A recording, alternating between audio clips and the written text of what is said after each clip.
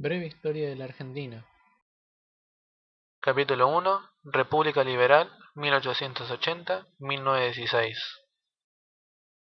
En 1880 asumió Julio Argentino Roca la presidencia de la Nación con el Partido Autonomista Nacional, o PAN, y el lema Paz y Administración. Se evitaron los conflictos políticos mediante prudentes arreglos y se dedicaron a promover la riqueza pública y privada. La oligarquía, que estaba al frente del país, se sentía patricia frente a la población, que era una masa heterogénea de inmigrantes con diferentes culturas y ajenos a los problemas nacionales. Esto parecía justificar que el PAN solo se interesara por sus intereses. La población nacional comenzó a crecer exponencialmente por la llegada de los inmigrantes que llegaron a la Argentina por el cambio económico que se estaba produciendo en el país, con un fuerte crecimiento de la ganadería y al extenderse las áreas de cultivo de cereales. Roca trató de frenar la inflación que acechaba al país en 1881, producida por la construcción de los puertos, de los ferrocarriles y de los edificios públicos. Para esto, sancionó la ley monetaria que consistía en unificar la moneda nacional a través del peso. Sin embargo, la emisión de papel moneda no cesó y provocó que la crisis siguiera avanzando. Ya en 1883, las fábricas frigoríficas y las rutas de los ferrocarriles quedaron en manos de países extranjeros para su desarrollo. Las zonas con capacidad productiva eran para capitales extranjeros, mientras que las zonas improductivas quedaron a cargo del Estado Nacional. Estos son claros ejemplos de la política económica liberal que defendió Roca y su sucesor Juárez Celman. Los grupos inversores realizaron grandes préstamos al país, pero al mismo tiempo ganaron poder sobre las decisiones nacionales. Los trabajadores de grandes sistemas industriales como los ferrocarriles y los frigoríficos, y de industrias menores como las de la construcción, alimentación y vestido, creadas entre 1880 y 1890 a través de capitales medianos, se vieron obligados a realizar largas jornadas laborales. Al mismo tiempo, se dieron cuenta que su salario valía cada vez menos por la gran inflación que fue producida por la crisis financiera que culminó en 1890. Esto desencadenó la aparición de los primeros conflictos sociales de la Argentina. En medio de esta crisis financiera, el gobierno decidió transformar aspectos del régimen institucional. Así se aprobó en 1884 la Ley de Creación del Registro Civil, por la cual se encomendaba al Estado el registro de las personas, que anteriormente se encontraba a cargo de la Iglesia. Ese mismo año se enfrentó a un problema de mayor trascendencia, el de la educación pública. El gobierno sancionó la Ley 1420 de educación gratuita y obligatoria. En 1885, Nicolás Avellaneda sancionó la ley que consagró la autonomía de las universidades. Años más tarde, se estableció el matrimonio civil y así quedó concluido el proceso de renovación institucional. Esto provocó la separación de la clase tradicional en dos bandos, los liberales y los católicos.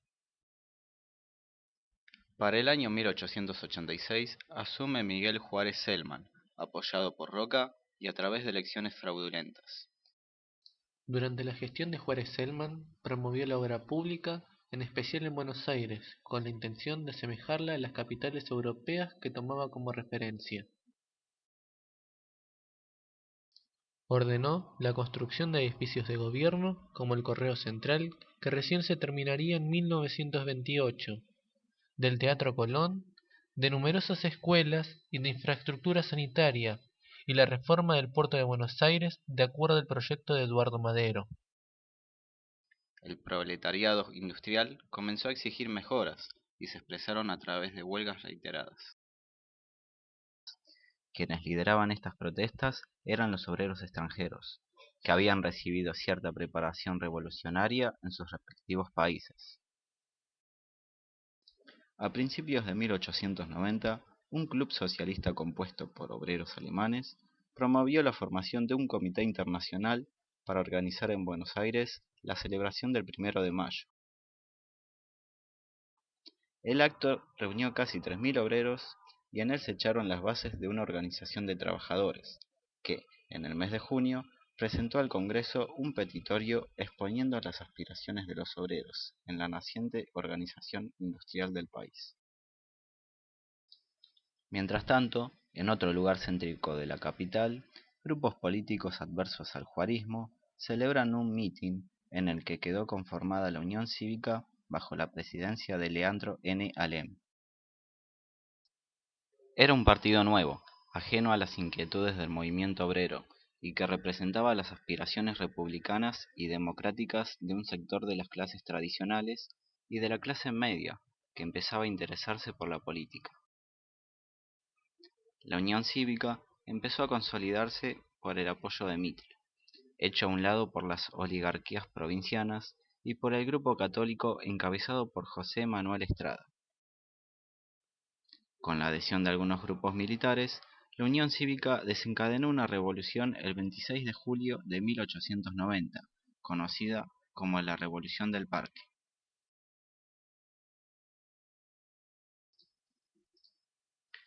Finalmente, el gobierno logró neutralizarlos. Sin embargo, la imagen de Juárez Celman quedó perjudicada y provocó que renunciara a la silla presidencial. Como consecuencia, asume el vicepresidente Carlos Pellegrini. Además de la crisis política, había una crisis fundamentalmente económica, que produjo en 1891 la quiebra del Banco Nacional y el Banco de la Provincia de Buenos Aires, arrasando con las reservas de los pequeños ahorristas, destruyendo el sistema del crédito y comprometiendo las innumerables operaciones a largo plazo. Pellegrini restablece el equilibrio económico y en diciembre de 1891 fundó el Banco de la Nación para ordenar las finanzas y restablecer el crédito. Durante el mandato del presidente se construyó el Museo Histórico Nacional y la Escuela Superior de Comercio Carlos Pellegrini. Se comenzaron las obras para el Jardín Botánico de Buenos Aires. Se rescataron tierras en poder de empresas de ferrocarriles, que los concesionarios no habían llegado a realizar los pagos. Por estas políticas, Pellegrini fue considerado un político proteccionista. En las elecciones presidenciales de 1892 se enfrentaron el Partido Autonomista Nacional con la Unión Cívica, por primera vez, demostrando la inconsistencia política de ambos partidos. Luego del acuerdo de Bartolomé Mitre con Roca para la postulación de Luis Sáenz Peña como presidente, la Unión Cívica decidió dividirse en Unión Cívica Nacional, bajo la inspiración de Mitre, y la Unión Cívica Radical, bajo la dirección de Leandro N. Alem. Por su parte, el Partido Autonomista Nacional presentó un movimiento disidente al de Roca, encabezado por Carlos Pellegrini y Roque Sáenz Peña. Sin embargo, Julio Argentino Roca seguía con la influencia suficiente para manejar las elecciones, y tras el acuerdo con Bartolomé Mitre, logró el triunfo de Luis Sáenz Peña para presidente en 1892. Sáenz Peña inició su mandato convencido de que su misión era terminar de salir de la crisis que había asignado los mandatos de sus dos antecesores. Su ministro de Hacienda, Juan José Romero, decidió no contraer nuevas deudas y renegoció las existentes en Londres en forma personal. La situación financiera obligó a los banqueros a aceptar las condiciones impuestas por Romero, que consiguió algunas quitas en el capital y un plazo algo más largo. Sáenz Peña pudo ocupar el cargo, pero no pudo gobernar, debido a la fuerte influencia de los dos políticos más importantes del momento, Roca y Mitre. La Unión Cívica Radical intentó otro movimiento revolucionario en 1893, que terminó fracasando, pero demostró su poderío en la provincia de Buenos Aires, y el prestigio de Hipólito Yrigoyen, sobrino de Alem. El país retomó el camino del crecimiento, y aparecieron los progresos en los puertos y la culminación del puerto de Rosario, la estimulación de la inmigración y el incremento de la producción agropecuaria. A pesar de esto, Luis Sáenz Peña se vio obligado a renunciar por los embates políticos de Roca y Mitre. Asumió entonces el poder el vicepresidente José Evaristo Uriburu. Durante su mandato, iniciado sin los apuros económicos de sus antecesores, se revirtió la tendencia a la baja de los precios agrícolas, que en 1897 alcanzaron el nivel más alto hasta ese momento. Impulsado por un fuerte superávit fiscal, el gobierno inició una etapa de inversiones públicas. Varias obras que habían quedado detenidas se terminaron durante su gestión. Tales fueron los casos del Museo Nacional de Bellas Artes, en su primera sede, en un sector de las Galerías del Pacífico. El primer edificio de la Facultad de Medicina de la Universidad de Buenos Aires, que sería demolido en la década de 1930. La Escuela Industrial de la Nación, luego llamada Otto Kraus. El comienzo de las obras públicas para la construcción del nuevo Palacio del Congreso Nacional en Buenos Aires, que se inauguraría en 1906. También se creó la Lotería Nacional de Beneficencia, hoy Lotería Nacional. En 1897 se sancionó por ley la necesidad de reformar la Constitución Nacional. Se cambió la base poblacional para la elección de diputados. Pasó de 1 por cada 20.000 habitantes a 1 por cada 33.000 habitantes. En adelante sería fijada por el Congreso para que el número de diputados no creciera excesivamente. También se aumentó de 5 a 8 el número de ministerios, cuyas atribuciones serían fijadas por ley. Asumió entonces el poder el vicepresidente José Evaristo Uriburu. Las pretensiones de Chile sobre parte de la Patagonia crearon la posibilidad de una guerra con el país vecino. Por esa razón, la imagen de Julio Argentino Roca volvió a cobrar relevancia. Al mismo tiempo, la Unión Cívica Radical sufría la pérdida de su líder, Leandro N. Alem, y la fuerza del radicalismo quedó disminuida. Así, la llegada de Roca al poder fue inevitable, y asumió la presidencia en 1898. Los conflictos con Chile fueron resueltos por el fallo del rey de Inglaterra, Eduardo VII, que fue el árbitro elegido, y la amenaza de guerra quedó descartada en 1902.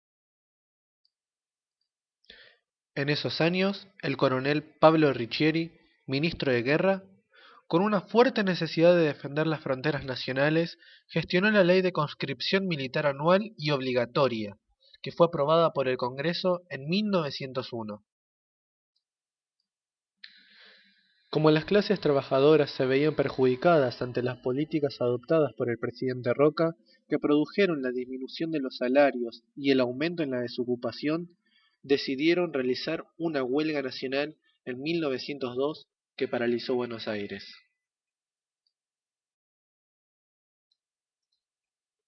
El gobierno respondió con la sanción de la Ley de Residencia, que la autorizaba a deportar a los extranjeros que perturbaban el orden público. Con esta medida, la actividad sindical se veía parcialmente perjudicada, ya que ésta estaba formada en gran parte por obreros inmigrantes. Sin embargo, gracias a la modificación del sistema electoral, llegó al Parlamento Nacional en marzo de 1904 como diputado Alfredo Palacios, candidato del Partido Socialista, quien lucharía por los derechos de los trabajadores. Llegando al final del mandato de Roca, el PAN sufrió una división para elegir al sucesor en la presidencia. Uno de sus máximos exponentes, Carlos Pellegrini, criticaba el fraude electoral y tenía un acercamiento a Roque Sáenz Peña y a Hipólito Yrigoyen. Sin embargo, Roca brindó su apoyo a Manuel Quintana, quien obtuvo la presidencia en 1904, una vez más a través del fraude.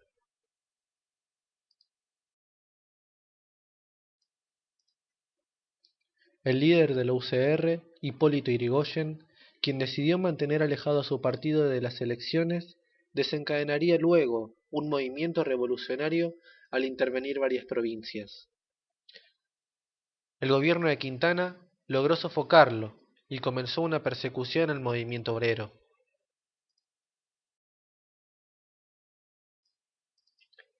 Mientras tanto, en el Congreso el diputado Palacios logró arrancar a los conservadores algunas leyes sociales, como la del descanso dominical obligatorio.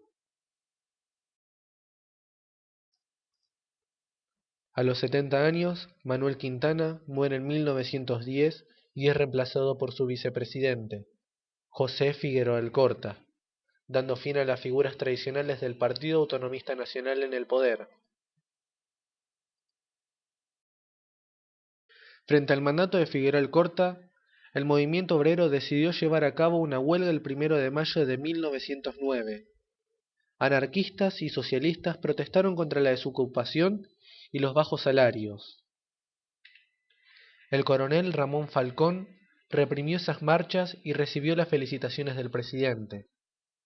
Luego terminaría siendo asesinado en un atentado a manos de un joven anarquista. En otro intento de disminuir las huelgas, se declaró la Ley de Defensa Social, que limitó seriamente la actividad sindical. Esta ley tenía dos cuestiones fundamentales: la prohibición de las reuniones o manifestaciones obreras sin autorización policial y el castigo por difundir los falsos delitos de las fuerzas de seguridad.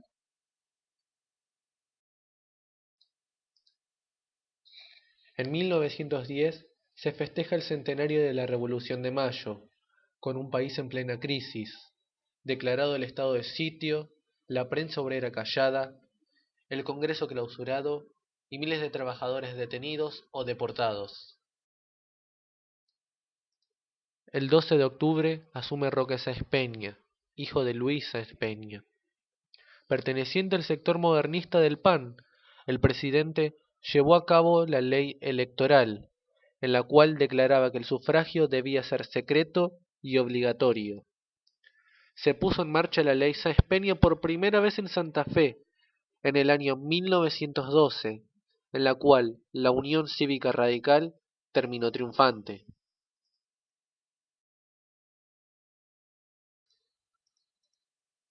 En octubre de 1913, Sáenz Peña solicitó una licencia de su cargo por razones de salud, por lo que el vicepresidente Victorino de la Plaza se desempeñó como presidente provisional. 2 meses después, el 1 de diciembre, de la Plaza dirigió la inauguración de la línea de subterráneos, conocida actualmente como la Línea A. Fue la primera línea de trenes subterráneos de Sudamérica y la 13ª del mundo. Al inicio de la Primera Guerra Mundial, Roque Sáenz Peña decidió tomar una posición neutral y logró que el país tuviera un gran desarrollo en los productos agropecuarios. Sáenz Peña murió el 9 de agosto de 1914 y lo sucedió su vicepresidente Victorino de la Plaza. De la Plaza fue el último presidente del denominado período conservador. Decidió mantener la neutralidad durante la guerra y anunció el deseo de comercializar sus productos con ambos bandos. Bajo la ley Sáenz Peña, Victorino de la Plaza llamó a elecciones en 1916, en las que se impuso el jefe del radicalismo, Hipólito Yrigoyen. Así terminó el período conservador del país. La denominada Generación del 80, iniciada con Roca, buscaba un desarrollo más europeo para el país y se caracterizó por haber fundado escuelas y estimulado los estudios universitarios. Sin darse cuenta, generaron un proceso de culturización de las clases medias y trabajadoras, que luego, conscientes de la fuerza que adquirieron, tomaron un papel preponderante en la vida política e iniciaron una nueva etapa en el país.